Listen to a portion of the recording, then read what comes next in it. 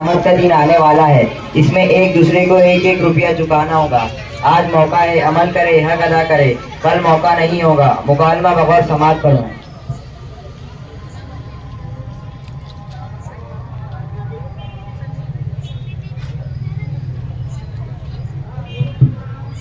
بھائی خالد، ہمارے بھائی بہنوں نے تو بڑا مسئلہ کھڑا کر دیا۔ ہاں بھائی حامد، ساری محنت میں نے اور آپ نے کی ہے، والد صاحب کی خدمت بھی ہم دونوں بھائیوں نے کی ہے، اب دیگر بھائی بہنیں حصہ مانگنے آ گئے۔ حامد اور خالد بھائی، آپ دونوں بھائی بڑے پریشان نظر آ رہے ہو، کیا بات ہے؟ کیا بتانا بھائی آپ کو، ساری محنت ہم دونوں بھائیوں نے کی ہے، والد صاحب کی خدمت بھی ہم دونوں بھائیوں نے کی ہے، اب دوسرے بھائی بہنیں حصہ مانگنے آ گئے۔ یہ ایک شرعی مسئلہ ہے، اس مسئلے کو مفتی اکرامی حل کریں گے۔ میں تمہیں مفتی صاحب کی بات لے چلتا ہوں۔ السلام علیکم ورحمۃ اللہ وبرکاتہ۔ وعلیکم السلام ورحمۃ اللہ وبرکاتہ۔ کیا مسئلہ درپیش ہے؟ محترم مفتی صاحب، آج ہم آپ کی خدمت میں اس لیے حاضر ہوئے ہیں کہ آپ کو اپنے دل کا دکڑا اور شریعت کی روشنی میں ہمارے خاندانی جھگڑے کا حل بتائے۔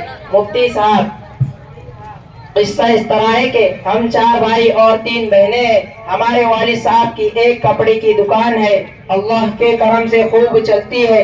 ہمارے والد صاحب نے اسی کی آمدنی سے ہمارا ایک عالیشان مکان بنایا۔ ہم 4 بھائیوں اور 3 بہنوں کی شادیاں بھی اسی دکان کی آمدنی سے ہوئی۔ بہنیں اپنے اپنے گھروں کو اپنے شوہروں اور بچوں کے ساتھ خوش ہے۔ عید برات کے موقع پر جب وہ ہمارے گھر آتی تو والد صاحب اپنی بیٹیوں، نواسوں اور نواسیوں کا خوب خیال رکھا کرتے تھے۔ 2 بھائی تقریباً 10 سال سے بیرون ملک اپنی بیویوں اور بچوں کے ساتھ برسر روزگار ہے۔ ہم 2 بھائی اپنے والد صاحب کے ساتھ جب سے ہوش سنبھالا کاروبار میں ان کا ہاتھ بٹاتے رہے، اور ہماری اس دکان کی آمدنی کا حال یہ تھا کہ والد صاحب نے اسی کی بنیاد پر شہر کے اہم مقامات پر تقریباً 10 پلاٹ خرید رکھے تھے، جن کی مالیت تقریباً 1 کروڑ روپے ہے۔ پورا گھرانہ چین و سکون کی زندگی گزار رہا تھا کہ اچانک والد صاحب کی طبیعت خراب ہوئی اور وہ اس دنیا سے رخصت ہو گئے۔ ان کی وفات پر بیرون و اندرون ملک کے بھائی بہنوں کو خبر کی گئی، جس میں بہنیں تو جنازے میں حاضر تھی، لیکن 2 بھائی جو بیرون ملک میں تھے وہ حاضر نہ ہو سکے۔ اور آج تقریباً اس بات کو 5 سال کا گزر چکا ہے۔ کاروبار جو اپنی جگہ چل رہا ہے، اب تک میراث کی تقسیم نہیں ہوئی۔ اب وہ بھائی جو بیرون ملک میں برسر روزگار تھے، انہوں نے اپنی کمائی سے اپنی ذاتی پراپرٹی بنا لی۔ اسی طرح بہنیں اپنے شوہروں کے ساتھ تھی، اور صرف ہم 2 بھائیوں نے سب وہ روز محنت کر کے والد صاحب کے حیات میں اور ان کے انتقال کے بعد بھی کاروبار کو پروان چڑھایا۔ اب دیگر بھائی بہنوں کا کہنا یہ ہے کہ والد صاحب کی اس پراپرٹی میں ہم لوگ آپ کے برابر شریک ہیں، تو آپ بتائیں کہ ان بھائیوں بہنوں کا حصہ ہم 2 بھائیوں کے برابر ہے، جبکہ کاروبار کو ترقی صرف ہم 2 بھائیوں نے دی ہے۔ محترم حامد اور خالد صاحبان، آج ہمارا معاشرہ اس بات سے بھرا ہوا ہے کہ کوئی بات صاف نہیں۔ اگر باپ بیٹے کے درمیان کاروبار ہے تو وہ ایسے ہی چل رہا ہے، اس کی کوئی وضاحت نہیں ہوتی کہ بیٹے باپ کے ساتھ جو کام کر رہے ہیں، آیا وہ شریک اور پارٹنر کی حیثیت سے کر رہے ہیں یا ملازم کی حیثیت سے، اس کا کچھ پتہ نہیں چلتا۔ مگر تجارت ہو رہی ہے، میلیں قائم ہو رہی ہے، دکانیں بڑھتی جا رہی ہے، مال اور جائیداد بڑھتا جا رہا ہے، اور یہ پتہ نہیں ہوتا کہ کس کا کتنا حصہ ہے۔ اگر ان سے کہا بھی جائے کہ اپنے معمولات کو صاف کرو تو جواب دیا جاتا ہے یہ تو غیرت کی بات ہے، بھائی بھائی میں صفائی کی کیا ضرورت۔ اس کا نتیجہ یہ ہوتا ہے جب شادیاں ہو جاتی ہے، بچے بڑے ہو جاتے ہیں، اور شادی میں کسی نے زیادہ خرچ کر لیا یا کسی نے کم خرچ کر لیا، یا ایک بھائی نے مکان بنا لیا اور دوسرے نے ابھی تک مکان نہیں بنایا، تو بس یہی شکایتیں اور ایک دوسرے کی طرف سے کینہ پیدا ہونا شروع ہو جاتا ہے۔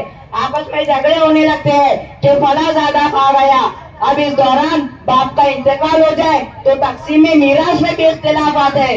مثلاً باپ کے انتقال کے بعد میراث تقسیم نہیں ہوتی، اور جو بڑا بیٹا ہے وہ کاروبار پر قابض ہو جاتا ہے اور بیٹیاں خاموش بیٹھی رہتی ہے۔ اب اسی حال میں ایک طویل عرصہ گزر جاتا ہے۔ اب اس دوران کسی کا انتقال ہو جائے یا کوئی بھائی کاروبار میں اپنا روپیہ پیسہ لگا دے، پھر سال گزر جانے کے بعد جب ان کی اولاد بڑی ہوتی ہے تو باہمی نسل جنم لیتا ہے، اور ہر وارث اپنا حصہ کاروبار کی موجودہ مالیات کے اعتبار سے طلب کرتا ہے، جبکہ بڑا بیٹا کہتا ہے میں نے کاروبار کو ترقی دی، رات دن محنت کی اور اسے باہمی عروج پر پہنچایا، اس لیے باپ کے انتقال کے وقت کاروبار کی جو اصل مالیت تھی اسی کے اعتبار سے حصہ دوں گا، نہ کہ موجودہ مالیت کے اعتبار سے۔ اور جس بیٹے نے اپنا پیسہ لگایا تھا وہ کہتا ہے چونکہ باپ کے اس کاروبار میں میرا سرمایہ لگا ہے اس لیے میرا حصہ اور لوگوں کی بنسبت زیادہ ہوگا۔ آگے کے مسائل آپ کو مفتی انس بتائیں گے۔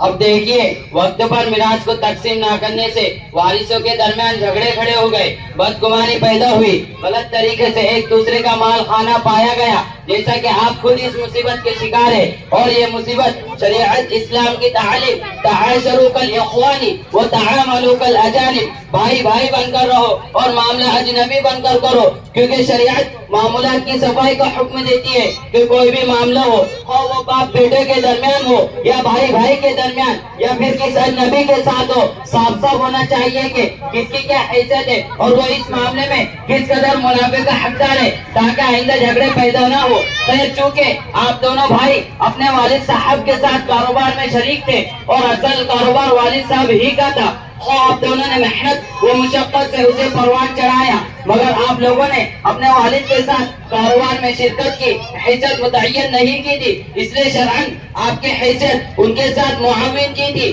لہذا آپ کے والد کے انتقال کے وقت جتنی پراپرٹی اور بینک بیلنس تھا اس میں تمام وارثوں کا حق ہے۔ والد کے انتقال کے بعد آپ لوگوں نے میراث کو تقسیم نہیں کیا اور اسی سے کاروبار کو جاری رکھا، تو اس صورت میں آپ نے کاروبار جاری رکھ کر جتنا منافع حاصل کیا وہ سب منافع فاسدہ کہلائے گا، جنہیں ان کے مالکوں کو لوٹانا واجب ہے اور ان کے مالک تمام وارثین ہیں، لہذا دیگر وارثوں کو ان کا حصہ میراث کے بقدر منافع میں بھی حصہ دینا لازم ہے۔ اس لیے اب آپ شرعی اعتبار سے وراثت کی تقسیم اس طرح کریں، آپ کے والد کی پوری پراپرٹی اور بینک بیلنس کے کل 11 حصے کر لیں، جن میں سے ہر بھائی کو 2 حصے اور ہر بہن کو 1 حصہ دے دیں۔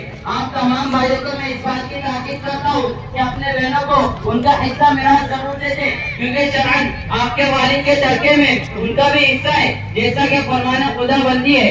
آگے کے مسائل آپ کو مفتی ارشد بتائیں گے۔ اللہ تعالیٰ فرماتے ہیں للرجال نصيب مما ترك الوالدان والأقربون وللنساء نصيب مما ترك الوالدان والأقربون مما قل منه أو كثر نصيبا مفروضا، کہ مردوں کے لیے بھی یہی حصہ ہے اس چیز میں سے جس کو ماں باپ نے نزدیک قرابتدار اور رشتہ دار کر رہے ہیں، اور عورتوں کے لیے بھی یہی حصہ ہے وہ چیز میں سے جس کو ماں باپ یا باہر نزدیک قرابتدار چھوٹے والی کو بھی مال تھوڑا ہو یا زیادہ، اور جو حصہ ہے مقرر ہے متعین ہے، یعنی آپ لوگوں کی مرضی سے تقسیم کرنا نہیں چلے گا۔ اسی طرح اللہ تعالیٰ فرماتے ہیں یوصیکم اللہ فی اولادکم للذکر مثل حظ الانثیین، اللہ تعالیٰ تمہیں حکم دیتے ہیں تمہارے اولاد کے بارے میں کہ لڑکے کا حصہ 2 لڑکیوں کے برابر ہے۔ ان دونوں آیتوں کے درمیان عورتوں کی حصہ داری اور بہنوں کا بھائیوں کے ساتھ اپنے ماں باپ کی میراث میں شریک ہونا ثابت ہوتا ہے۔ اگر آپ بھائیوں نے اپنے بہنوں کو حصہ نہیں دیا تو ان کے مال کو ناحق طور پر کھانا ہوگا، جو شریعت حرام ہے، جبکہ اللہ تعالیٰ فرماتے ہیں لا تأکلوا اموالکم بینکم بالباطل، تم آپس میں ایک دوسرے کے مال کو ناحق طور پر مت کھاؤ۔ اور حضور صلی اللہ علیہ وسلم کو ارشاد ہے لا يدخل الجنت جسد غزی بالحرام، وہ جسم جنت میں داخل نہیں ہوگا جس کی پرورش حرام مال سے ہوئی۔